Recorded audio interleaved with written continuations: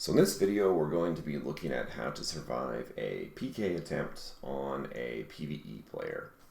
So there's quite a variety of ways to do it, and if you are prepared, you can almost always avoid being actually PK'd when you're PK'd. So the first one we're going to start off with is one of the most powerful ones, which is tracking. Now this is actually one that takes 100 skill points, so you have to take that in consideration. It'll kind of mess with your perfect build, but it is such a powerful tool that I would suggest it no matter what. And so we'll kind of go over why that is.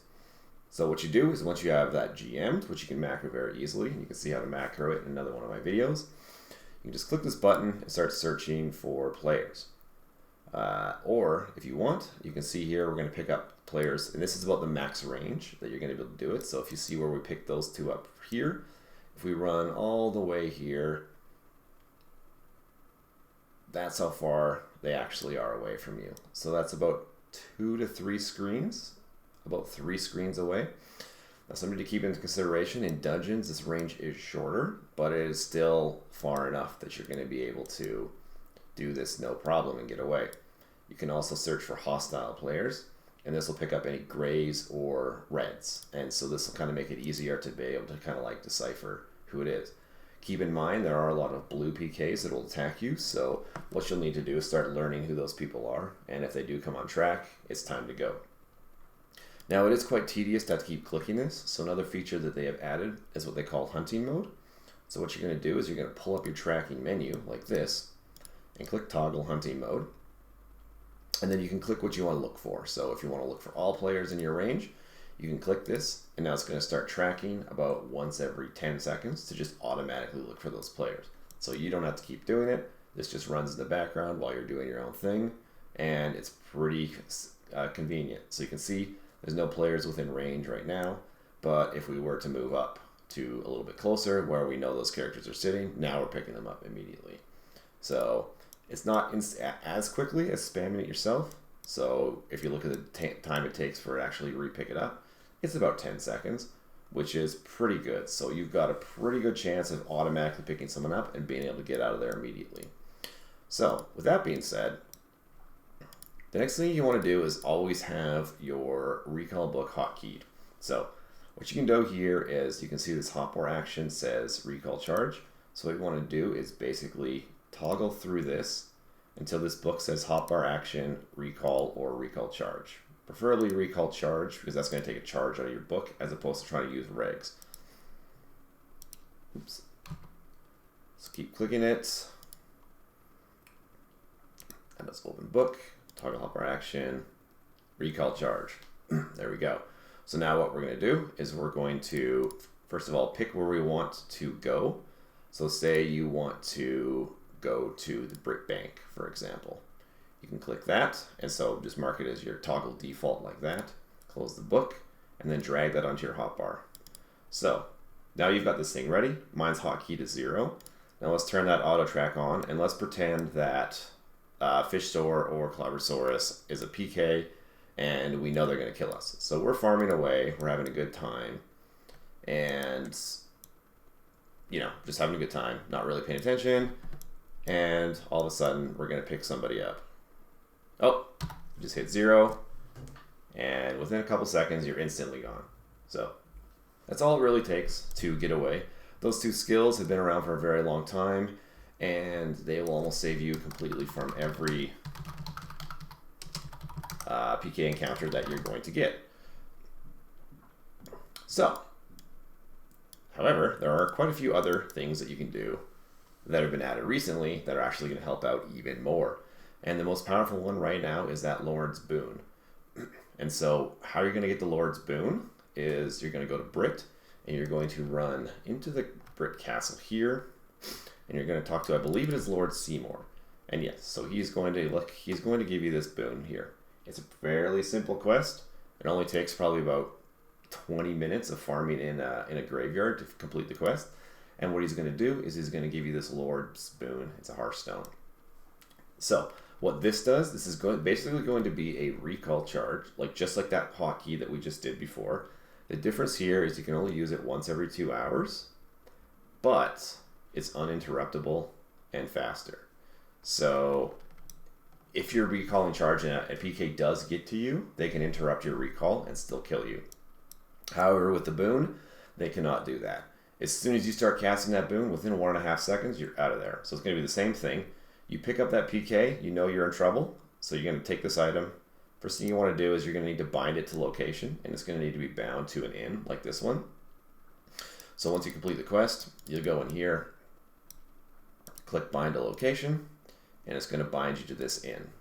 So now you're bound to this inn, and so wherever you are, you could be in a dungeon, out doing a map, just anywhere that a PK attacks you. All you need to do is drag this onto your hotbar, just like you did for the recall charge, and hit it. So now you're going. Just like that, you cannot be interrupted once that's going. So you're set. So now the next thing to take into consideration is the only way that they can actually stop you is if they paralyze you before you actually cast the Lord's Boon. So it does happen sometimes, and you can just be just as prepared to get away if you have that, just if you're ready for it. And there's 2 ways to do this. Number 1 is the static crystal.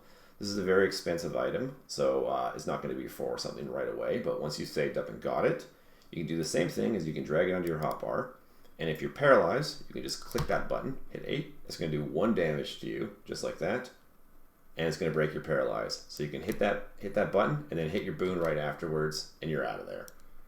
Keep in mind the boon's once every 2 hours, so you will have to rely on quick recall if that's on cooldown. This item is very expensive, so it's not going to be something that someone can get right away. There is a cheaper alternative, though, and that's just the old classic trap bag trick. So necromancers and mages can both get the trap bag.